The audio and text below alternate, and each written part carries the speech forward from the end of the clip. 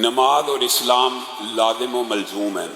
اس کی اہمیت کا اندازہ آپ یوں کر سکتے ہیں کہ حضرت آدم نے اپنے بیٹوں کو نماز کے اوقات کی تلقین کی، تربیت کی اور بتلایا کہ نماز کے یہ اوقات ہیں۔ حضرت نوح نے، حضرت ابراہیم نے، یعنی جتنے انبیاء آئے انہوں نے اپنی توحید کی دعوت کے بعد سب سے پہلے جس عمل کی دعوت دی وہ نماز ہے۔ ہر انبیاء کی دعوت میں بھی یہ مشترک ہے اور ہر نبی بھی نماز کا حکم دیتا رہا، اور اس کی مثالیں قرآن پاک میں متعدد۔ حضرت ابراہیم کی دو دعائیں معروف ہیں، آپ کو آتی ہیں، رب اجعلنی مقیم الصلاۃ والی اور ربنا لیقیموا الصلاۃ۔ یہ بھی قرآن پاک میں حضرت ابراہیم کے لیے آتا ہے کہ جب انہوں نے اپنے بچوں کو وادی غیر ذی زرعین میں چھوڑا تو کہا ربنا لیقیموا الصلاۃ فاجعل افئدۃ من الناس تہوی الیہم، کہ نماز کے لیے اللہ نماز کو قائم رکھنے کے لیے میں نے اپنے بچوں کو یہاں پہ چھوڑا اور لوگوں کے دل اس گھر کی طرف متوجہ فرما دینا۔ اس کے علاوہ حضرت موسیٰ کے لیے بھی قرآن پاک میں اقیم الصلاۃ لذکری، حضرت عیسیٰ کے لیے واوصانی بالصلاۃ، حضرت مریم کے لیے واسجدی وارکعی، حضرت زکریا کے لیے وہو قائم یصلی فی المحراب۔ بلکہ غیر نبی کا بھی قرآن پاک میں ایک کا ذکر آیا حکیم لقمان کا، تو یا بنی اقیم الصلاۃ، یعنی نماز ایک ایسی چیز ہے جو انبیاء کی دعوت کے اندر بھی مشترک تھی، اور رسول اللہ صلی اللہ علیہ وسلم سے پہلے اہل کتاب بھی، قرآن پاک میں اہل کتاب کا ذکر بھی موجود ہے کہ وہ نمازوں کے اندر قرآن کی آیات اور قیام اللیل کا قرآن پاک میں اس حوالے سے آپ نے مطالعہ کیا ہے۔ بلکہ اللہ رب العزت نے تو یہاں تک کہہ دیا انی معکم لئن اقمتم الصلاۃ، میں تمہارے ساتھ ہوں اگر تم نمازوں کو قائم کرو گے۔ فنعم المولا ونعم النصیر، اور اللہ کا ساتھ اور اللہ کی ولایت اور اللہ کا مددگار ہونا، اس سے بہتر مددگاری تو کوئی بھی نہیں ہو سکتی۔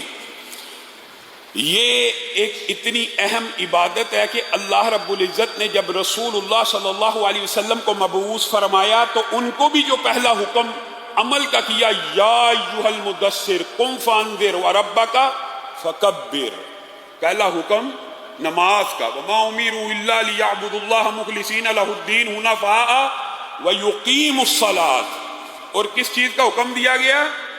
نماز قائم کرنے کا۔ اور یہاں پہ سورۃ بینہ میں اس کو دین قیمہ بھی قرار دیا، نماز کو قائم کرنا یہی دین قیم ہے۔ گویا رسول اللہ صلی اللہ علیہ وسلم کو جب ان کی نماز کا حکم دیا، پھر صرف انہی تک یہ حکم محدود نہیں رہا، بلکہ کیا کہا وَأْمُرْ أَهْلَكَ بِالصَّلَاةِ وَاصْطَبِرْ عَلَيْهَا۔ تو رسول اللہ صلی اللہ علیہ وسلم کو اپنی نماز کے بعد کس کا حکم دیا؟ گھر والوں کو بھی پڑھائیں۔ اور حضرت اسماعیل کا بھی قرآن پاک میں جو ذکر آتا ہے وہ یہی ہے، کَانَ يَأْمُرُ أَهْلَهُ بِالصَّلَاةِ۔ حضرت اسماعیل بھی، یعنی انبیاء کا یہ شیوا رہا کہ اپنے اہل خانہ کو خود نمازیں پڑھتے رہے، حتیٰ کہ مسلمان بھی اول جب مکہ میں تھے تو دار ارقم میں نمازیں پڑھا کرتے تھے۔ ابھی نماز فرض نہیں ہوئی لیکن نمازوں کو ادا کیا کرتے تھے۔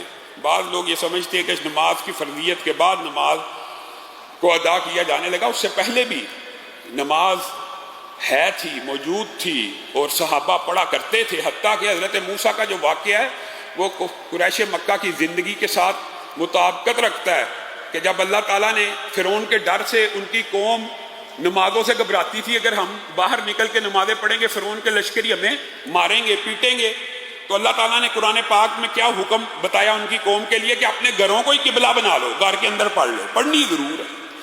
اسی طرح قریش مکہ کا اگر خوف تھا تو پڑھنی پھر بھی تھی، دار ارقم میں پڑھا کرتے تھے، لیکن حضرت عمر کے اسلام کو قبول کر لینے کے بعد کھل کھلا کے مسجد حرام میں مسلمانوں نے پہلی نماز اعلانیہ طور کے اوپر حضرت عمر کے اسلام کو قبول کرنے کے بعد ادا کی۔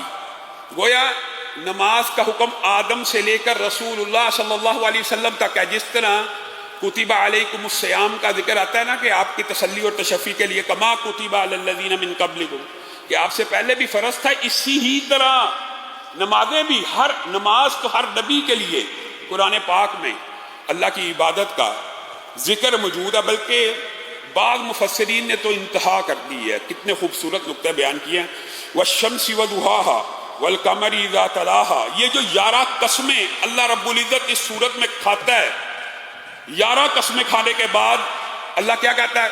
قد افلح من زکاہا وقد خاب من دساہا۔ 11 قسمیں اللہ کو کھانے کی ضرورت ہے۔ ومن اصدق من اللہ قیلا ومن اصدق من اللہ حدیثا، اللہ تو بغیر قسم کے بات کرے، بات سچی ہے، سیدھی ہے، لیکن آپ کے اور میرے سمجھانے کے لیے 11 قسمیں کھائیں اور کہا کہ وہ نفس کامیاب ہو گیا جس نے اپنے نفس کو، اصل میں وہ فلاح پا گیا جس نے اپنے نفس کو پکیدہ اور طاہر اور مطہر کر دیا۔ اور اس کی پکیدگی اور طہارت کیا ہے؟ اس کا ذکر بھی سورت میں موجود ہے۔ اگلی سورت میں آگے چل کے آپ سورت اعلیٰ میں پہنچیں، قد افلح من تزکا وذکر اسم ربہ فصلی۔ قد افلح من تزکا وذکر اسم ربہ فصلی۔ کامیاب کون ہوا؟ پہلے سورت وضحاہا والشمس وضحاہا میں آپ نے سنا کامیاب وہ ہو گیا جس نے تزکیے کو اختیار کیا، اور وہ تزکیہ کیا؟ قد افلح من تزکا وذکر اسم ربہ فصلی۔ وہ کامیاب ہوا جس نے اللہ کے ذکر کو بلند کیا نمازوں میں، وہی نفس کامیاب ہوا۔ قد افلح من تزکا وذکر اسم ربہ فصلی بل تؤثرون الحیات الدنیا والآخرۃ خیر وابقی۔ تم دنیا کی زندگی کے پیچھے نمازیں چھوڑ دیتے ہو اور یہ سمجھتے ہو کہ دنیا ہی کی زندگی باقی رہنے والی ہے، جبکہ آخرت کی زندگی ہمیشگی والی ہے، دائم ہے، دوام ہے۔ اور اللہ رب العزت نے بھی اس نماز کی اہمیت کا عجیب و غریب یہاں پہ تذکرہ کیا۔ ان ھذا لفی الصحف الاولی صحف ابراہیم و موسیٰ۔ اس نماز کی یہ جو پاکیزگی اور طہارت ہے صرف قرآن پاک میں نہیں ہے، تمام جتنے آسمانی صحیفے گزرے ہیں ان سب میں اس کا ذکر موجود ہے، سب میں ذکر موجود ہے۔ اب آپ بتائیے کہ اللہ تعالیٰ پاکیزگی کو، اللہ تعالیٰ حکم کی ابتدا کو جس نماز سے کر رہا ہے، اگر مولوی اس کے بارے میں کہتا ہے بھائی اس کے بغیر اسلام مکمل نہیں ہے، دین مکمل نہیں ہے، وہ کہتے ہیں جی یہ مولوی بڑا ظالم ہے۔